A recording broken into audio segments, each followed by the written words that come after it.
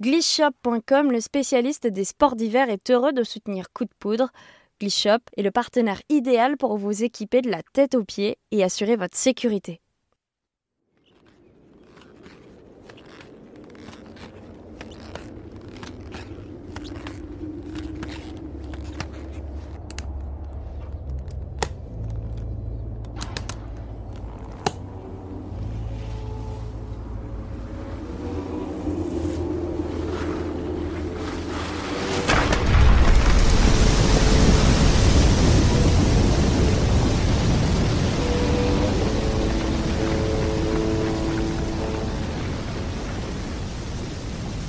Stress, avalanche, crash, dévissage.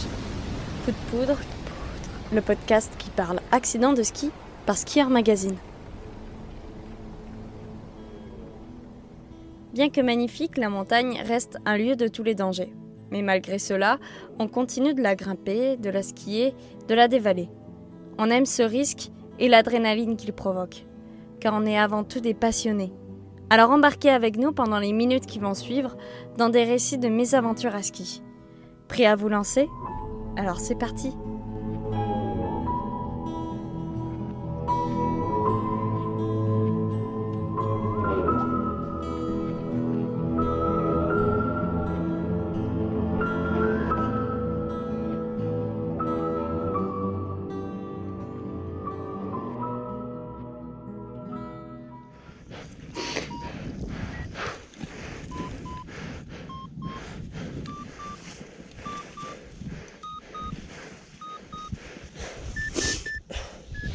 Dom Daher est photographe spécialiste du sport depuis plus de 15 ans et a connu plusieurs accidents tout au long de sa carrière.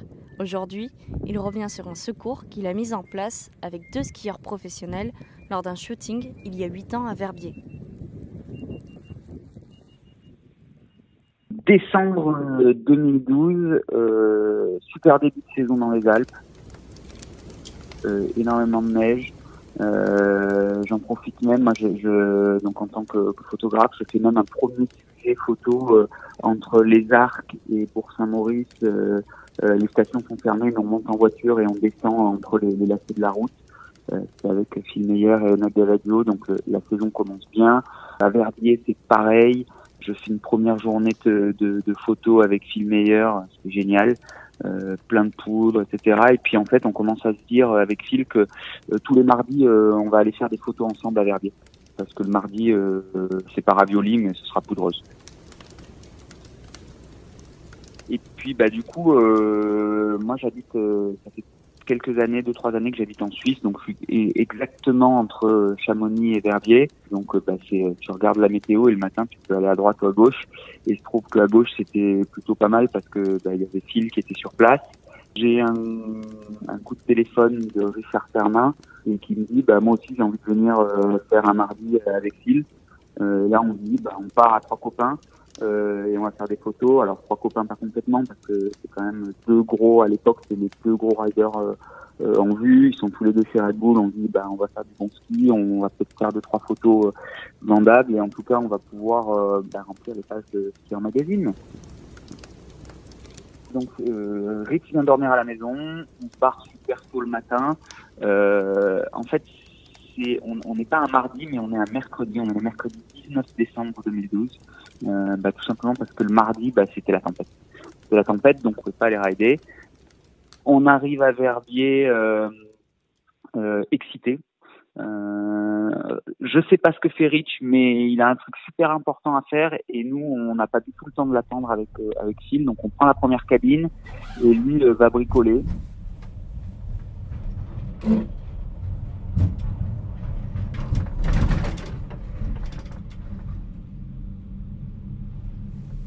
Et nous on monte et là quand on arrive aux atlas, c'est pas cool. En fait, il y a le vent qui s'est levé dans la nuit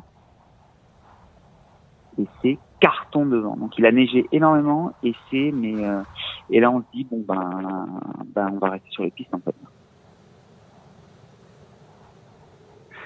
Donc en attendant Rich, on fait déjà une première rotation sur les pistes, on bricole la neige un peu cartonnée, un peu machin, c'est début décembre, il fait froid, il fait super beau, ça reste cool. Mais on sait que ça va pas être la journée qu'on avait imaginée. Donc on bricole, là, Richard nous rejoint. Ouais, je vais décaler léger à droite sur la 1. Ok. Vas-y, go.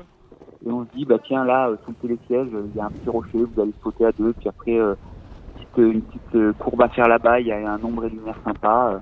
Vraiment, on est en mode ça pue. On reste en bord de piste.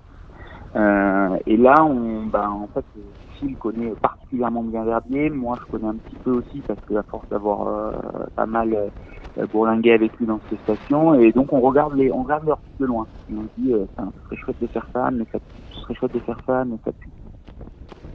Et puis à un moment, on se dit, ouais, il y a un petit hors-piste qui est, en fait, il y a une piste, et de l'autre côté, il y a un hors-piste qui s'appelle le col de la Mouche.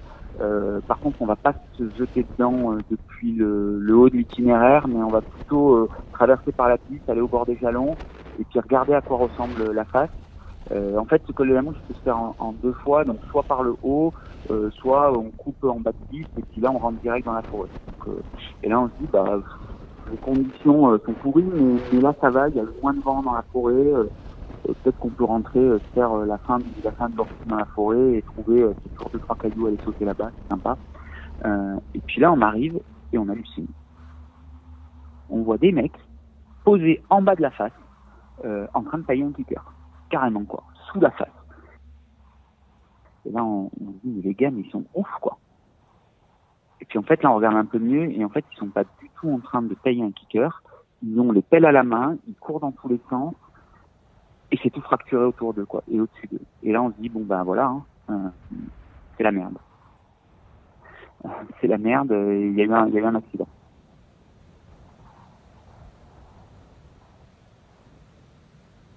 Donc là, on décide de traverser. Je me souviens plus très bien maintenant si je pense que Phil passe un coup de téléphone au mec de la station. Alors, en plus, on les connaît bien, notamment un des responsables de la sécurité à l'époque, c'est un ancien du Frère et de Retour qu'on connaît bien. Enfin, on est chez nous, quoi. Et là, il me semble que Phil les prévient, et nous, on traverse. Et là, on tombe sur 3 mecs affolés, deux mecs et une fille, je crois. C'est même pas, je crois, c'est sûr. Ils sont complètement affolés. On leur demande combien ils sont. Ils savent pas. Ils savent pas s'ils étaient 4 ou 5. Toujours est-il que là, il y en a 3 qui sont dehors. Et là, on se rend compte, en fait, tout de suite qu'ils font n'importe quoi avec leurs larvas, et qu'ils se cherchent eux-mêmes, en fait. Et là, on leur dit, maintenant, vous éteignez les larvas et nous, on prend le relais. On prend le relais parce que, en fait, nous, on est frais, on est froid, en fait. On n'a pas d'émotion, c'est pas nos potes. Même si c'est des jeunes, voilà, quoi. Nous, on n'a pas ce côté émotif. Et là, on se met en recherche.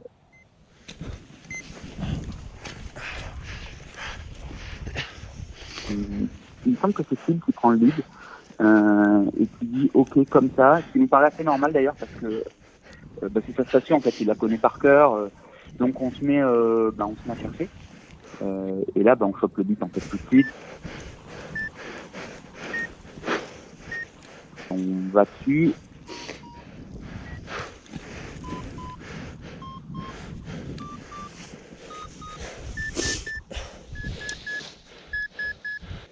C'est Richard Permin qui est un beau bébé, des bons bras qui pèlent fort. Et là, en 18 secondes, il pèle et il sort la personne. La personne est sur le ventre, airbag déployé, sous pas beaucoup de neige en fait, sous vraiment peut-être 30 cm, même pas. Et en fait, juste à côté d'elle, il y a un autre airbag. Et en fait, c'était l'autre personne qui était à côté qui elle, est sortie au-dessus de l'avalanche. En fait, c'est une petite coulée. Ouais, c'est une coulée quand même qui doit faire peut-être 200 mètres de large, mais c'est pas toute la montagne qui s'est décrochée, quoi. Il y a des beaux blocs, etc. Mais ça reste une avalanche. C'est pas non plus. D'ailleurs, au premier coup, on l'avait pas eu. Et là, en fait, il se passe des choses. Donc déjà, on sort la personne qui est déjà décédée, même si les journaux diront que c'est décédé à l'hôpital parce que c'est comme ça que ça se passe.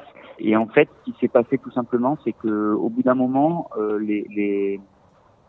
les transceivers des autres personnes, elles se remettent en mode émission. Et en fait, ils ont commencé à chercher, ils n'ont pas trouvé, et puis se sont remis en émission, et en fait, ils ont commencé à se chercher eux-mêmes. Donc, quand ils allaient vers les uns les autres, sans prendre compte qu'il y avait un autre bip qui était un peu plus bas. Là, les secours arrivent parce qu'en fait, ils sont incapables de nous dire s'ils étaient s'ils étaient 4 ou 5. Donc, nous, on cherchait toujours une autre personne. Donc, on les avait eux un peu écartés de la zone. Nous, on continuait à chercher, mais on ne trouvait rien. Et là, surtout, ce qui se passait, c'est que ce hors-piste, comme je l'ai dit, il est hyper connu. Il y a des fois, c'est une heure de boss. Et là, en fait, on avait toutes les 2 minutes un skieur, 2 skieurs, 4 skieurs qui arrivaient par au-dessus de la fracture. Et la fracture était quand même, elle devait bien faire un bon 80. Et là, en fait, nous, on se dit, ils vont nous en renvoyer une sur la gueule, quoi. Et là, alors, entre ceux qui arrivaient avec les Arvas, donc du coup, nous, on cherchait quelqu'un, on allait vers eux parce que ils étaient en mode émission. Et si, par exemple, arrivait, alors là, comme des fleurs, pas de sac à dos, pas d'Arva, rien, et qui nous demandaient, ça va, comment ça se passe aujourd'hui, et qu'on essayait de faire dégager, parce que nous, on avait qu'une peur, c'est que de se prendre la deuxième vague, la survalence, quoi. Et là, les secours sont arrivés et ont pris le relais, en fait. Et puis nous, on est parti. Voilà, tout simplement. Il se trouve que, nous, on les connaissait pas du tout, ces gens-là. La personne qui est décédée, en fait, c'est une Suédoise de 23 ans qui était sur le Tour Qualifier. Et c'était juste à la veille de Noël, quoi. Parce qu'on était le 19 décembre. Et pour nous, forcément, cette journée-là, on l'a arrêté à ce moment-là. Et d'ailleurs, j'ai jamais regardé les images que j'avais fait un peu plus tôt. Mais je dirais que, alors, on n'est pas même si moi je travaille dans le ski depuis plus de 25 ans. Enfin, on est entre guillemets des professionnels, même si je suis pas guide mais que ce soit les deux skieurs qui étaient avec moi ou moi-même, ça fait plus de 15 ans à l'époque, hein, plus de 15 ans qu'on évoluait dans la neige et du coup, on est quand même sensible aux styles extérieurs. On sait qu'il a neigé, on sait qu'il y a eu du vent. Nous, en fait, ça nous est paru même évident. Et pourtant, c'est des skieurs qui envoient, quoi. Que ce soit Phil ou que ce soit Richard Permin. Richard Permin, à l'époque, c'était la grande époque. Il était surtout connu pour envoyer des énormes barres en Alaska et dans tous les films de MSP. Et Phil Meyer, c'était pareil. C'était le premier à avoir sorti un Bio 7.2 depuis une cliff. Donc, je veux dire, la montagne et la neige, ils la connaissent. Et pourtant, ils n'y sont pas allés parce que vent plus neige fraîche égale on reste sur les pistes, quoi. Et je crois que c'est ça, c'est de s'écouter, de savoir écouter les signes extérieurs, en fait. Et nous-mêmes, en tant que professionnels, ce jour-là, on n'avait pas du tout envie d'y aller. Et d'ailleurs, quand l'accident est arrivé, notre premier flip, c'était d'aller sous la face. C'était d'aller dans un endroit où on n'avait pas envie d'aller, quoi. Parce qu'on savait que ça puait. La première des erreurs qu'a fait le groupe, alors la critique est facile, l'art beaucoup moins. Donc forcément on fait des erreurs. Moi, ma carrière m'en a fait faire des tonnes. Et voilà, j'ai eu plus de chance que cette jeune fille-là. Mais déjà la première des erreurs, c'est d'y être allé. C'est-à-dire qu'à un moment, tôt le matin comme ça, on ne se jette pas alors qu'il y a eu du vent. Deuxième erreur, c'est d'y être allé à 4 de front, puisqu'ils se sont fait choper les 4 en même temps. Donc ça, c'est clairement une grosse erreur. Et je pense que cette erreur, elle est due au fait que, en fait, c'était leur jardin à eux aussi. Ce hors-piste, c'est le hors-piste le plus accessible du monde, le plus facile du monde.